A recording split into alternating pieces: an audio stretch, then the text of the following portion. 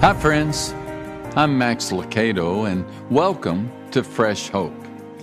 Could you use more joy in your life? Not superficial joy, but real, eternal, sacred joy? I think we all could.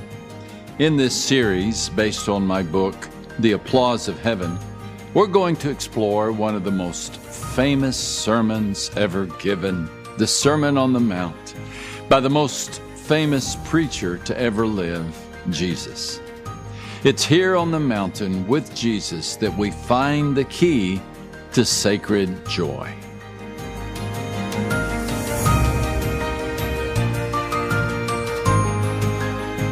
If you have time to watch this video, you probably don't need to.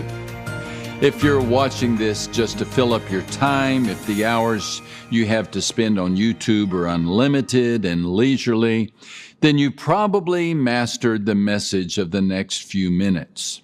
If, however, you are watching this while doing the dishes or in the airport with one ear listening for your flight, or in the baby's room with one hand rocking the crib, in bed late at night knowing you have to get up early, then keep watching, friend. This message is for you. You're in a hurry. The world is in a hurry. Time has skyrocketed in value.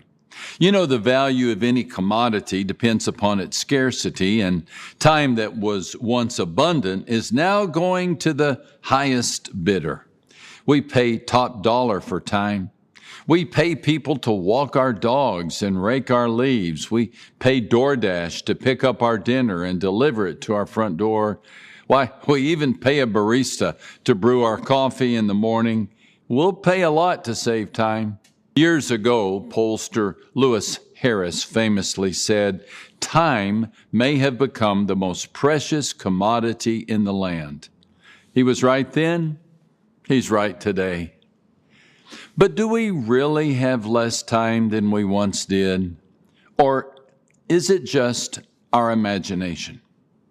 In 1965, a testimony before a Senate subcommittee claimed that the future looked bright for free time in America. By 1985, they predicted, Americans would be working 22 hours a week and would be able to retire at age 38.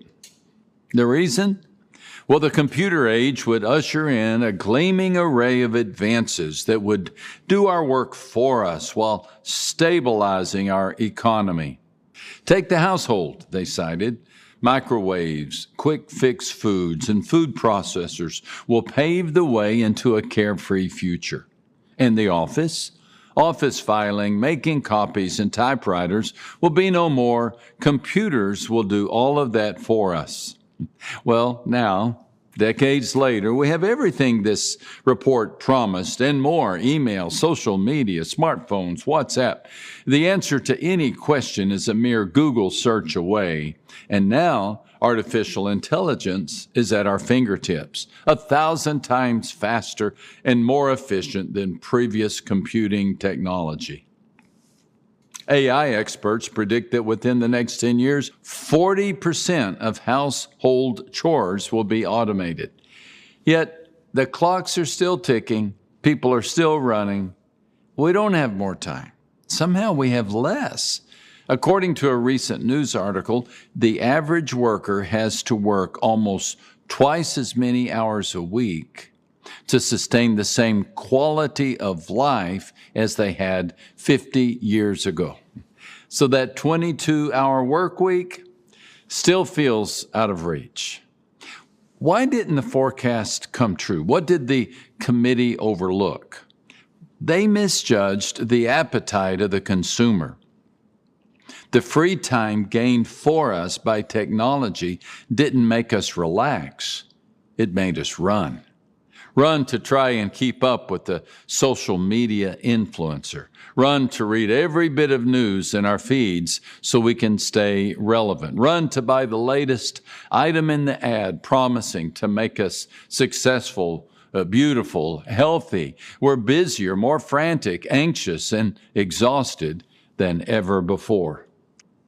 A young father once complained to me, "I've got so many irons in the fire, I can't keep any of them hot." Can you relate? When I was 10 years old, my mother enrolled me in piano lessons. Now, many youngsters excel at the keyboard, not me. Spending 30 minutes every afternoon tethered to a piano was a torture, just one level away from swallowing broken glass. Some of the music, though, I enjoyed. I hammered the staccatos. I belabored the crescendos. But there was one instruction in the music I could never obey to my teacher's satisfaction: the rest. The zigzagged command to do nothing.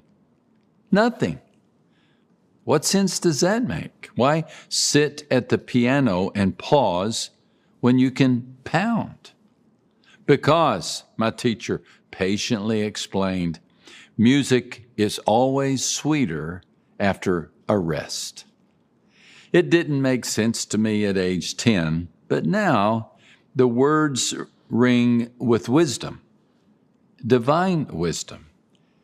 In fact, the words of my teacher remind me of the convictions of another teacher. Before Jesus preached his famous sermon, he had to complete one task. Matthew chapter 5 and verse 1 says, "When he saw the crowds, he went up on a mountainside and sat down." Matthew didn't write what you'd expect. The verse doesn't read, "When he saw the crowds, he went into their midst," or "When he saw the crowds, he healed their hurts." On other occasions, he did that, but not this time. Before he went to the masses, he went to the mountain. Then, verse 1 continues, his disciples came to him. Before the disciples encountered the crowds, they encountered the Christ. And before they faced the people, they were reminded of the sacred. When my daughters were young, I would often write late at night, not because I wanted to, but because sanity only came to our house after the 10 o'clock news. From the moment I got home in the afternoon to the minute I sat down at my computer some 5 hours later, the motion was nonstop. Within 30 seconds of my entering the door, both of my knees were attacked by 2 squealing girls, and a fuzzy-headed infant was placed in my arms. The next few hours brought a chorus of family noises, giggles, clanging dishes, and rumbles on the floor, and screams of agony over stumped toes, and splashes in the bath, and thuds from toys tossed in the basket. The conversation was as continuous as it was predictable. Can I have another brownie? Can I hold the baby? Honey, where's the pacifier? Girls, it's time to go to bed. One more song? Then eventually the nightly hurricane passed. The day's damage was surveyed and cleaned up. Mom went to bed, and Dad went into the playroom to write. The playroom became my study and sometimes a sanctuary. And the quietness slowed my pulse. The silence opened my ears. And something sacred happened. The soft slap of sandaled feet broke the stillness. A pierced hand extended a quiet invitation, and I followed. I wish I could say it happened every night, but it didn't. Some nights he asked and I didn't listen, but some nights I heard his poetic whisper, "Come to me, all you who are weary and burdened." And I followed. I left behind the budgets, bills, and deadlines and walked the narrow trail up the mountain with him. How do we escape the noise and screens and consumerism that haunt and exhaust us? Step away from the masses and follow the Master as he leads you up the winding path to the summit. His summit, clean air, clear view, crisp breeze. The roar of the marketplace is down there, and the perspective of the peak is up here. Gently, Jesus invites you to sit on the rock above the tree line and look out at the ancient peaks that will never erode. What is necessary is still what is sure, he tells you. Just remember, you'll go nowhere tomorrow that I haven't already been. Truth will still triumph. Death will still die. The victory is yours. The sacred summit, a place of permanence in a world of transition. Think about the people in your world. Can't you tell the ones who have been to this mountain? Their problems aren't any different. Their challenges are just as severe, but there is a stubborn peace in them, a confidence that life isn't toppled by unmet budgets or rerouted airplanes, a serenity that softens the corners of their lips, a contagious delight sparkling in their eyes. And in their hearts reigns a fortress-like confidence that the valley can be endured, even enjoyed, because the mountain is only a decision away. You can choose the calm before chaos ensues. I read recently about a man who had breathed the summit air. His trips up the trail began early in his life and sustained him to the end. A few days before he died, a priest went to visit him.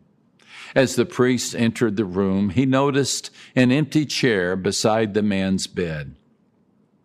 The priest asked him if someone had been by to visit. The old man smiled. I placed Jesus on that chair and I talked to him.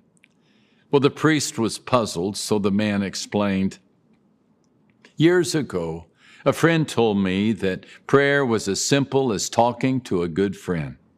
So, every day I pull up a chair, invite Jesus to sit, and we have a good talk.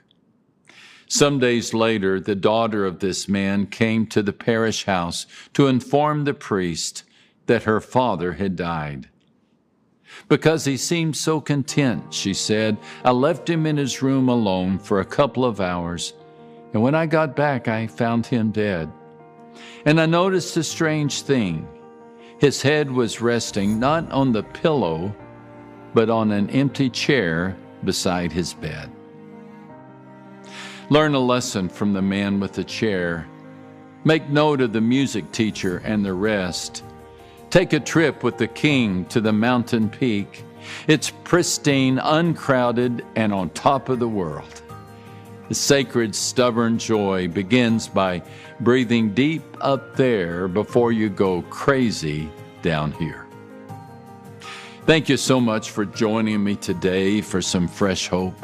Please come back for the next 3 episodes as together we will discover the secret to a truly satisfying life. Listen closely, because the applause of heaven is ringing out, and it's just for you.